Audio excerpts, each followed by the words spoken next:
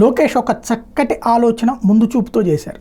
వాస్తవంగా చాలామంది చదివేస్తారు తప్పించి చదివిన తర్వాత అవసరమైనటువంటి స్కిల్స్లో మనం ఒక కంపెనీకి అప్లై చేయాలంటే ఏంటంటే ఈ మన టైప్ ఇన్స్టిట్యూట్లో చెప్పేటటువంటి ఆ ప్రొఫైల్ ఒకటి తయారు చేసుకోవడమే అలవాటు తప్పించి సిస్టమేటిక్ది లేదు. సాధారణంగా కంపెనీల ఉద్యోగాలు అంటే కార్పొరేట్ కంపెనీల ఆలోచన ఎట్లా ఉంటుందంటే టోటల్గా ఓవరాల్ స్కిల్స్ దగ్గర నుంచి ఉన్న అన్ని డీటెయిల్డ్గా మెన్షన్ చేసుకుంటూ రావాలి.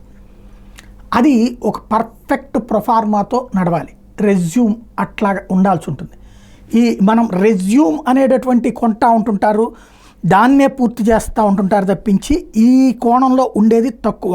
ఇప్పుడు ఏదైతే ఈ స్కిల్స్ సంబంధించినటువంటి సర్వే చేయమని చెప్పినటువంటి లోకేష్ ఇందులో కీలకమైనటువంటి పాయింటే చెప్పుకొచ్చారు.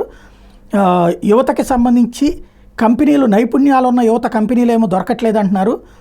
నైపుణ్య గణన జరుగుతున్నది కాబట్టి పరిశ్రమలు అవసరమైన నైపుణ్య శిక్షణ అందించేందుకు చర్యలు ప్రారంభించాలి. పూర్తి స్థాయి ప్రణాళిక సిద్ధమైన తర్వాత మంగళగిరిలో పైలట్ ప్రాజెక్టుగా గణన చేపట్టాలని అధికారులను ఆదేశిస్తూ ప్రధానమైనటువంటిది ఈ నైపుణ్యాభివృద్ధికి కావాల్సినటువంటి అంటే ఎవరెవరికి ఏమేమి స్కిల్స్ ఉన్నాయి అన్నటువంటిది డీటెయిల్డ్గా ప్రొఫైల్ తయారు చేయాలన్నటువంటి విషయాన్ని దాన్ని అంటే ఇప్పుడు కార్పొరేట్ కంపెనీలకి హెచ్ఆర్లకి ఎంగేజ్ చేసుకుంటుంటారు అనమాట. ఆ హెచ్ఆర్ సిస్టమ్ ఏదో ప్రభుత్వమే నడబోతుంది ఇప్పుడు. అంటే కొన్ని కంపెనీలు ఉన్నాయి, ఈ దాన్ని ఏమంటారంటే మ్యాన్ పవర్ కంపెనీలు అంటారు. అంటే నీ కంపెనీకి ఈ చాయిస్లో ఉన్న ఉద్యోగులు కావాలి, ఇట్లాంటి అర్హతలు ఉన్న ఉద్యోగులు కావాలి అంటే ఆ కంపెనీ ఈ మ్యాన్ పవర్ కంపెనీకి ఆల్రెడీ అప్లై చేసుకున్న వాళ్ళ లిస్ట్ ఉంటుంది. దాంట్లో నుంచి అర్హతలు ఉన్న వాళ్ళే వీళ్ళకి పంపిస్తుంటారు. అట్లాంటిది ఇప్పుడు వీళ్ళు ప్రొజెక్ట్ చేశారనమాట.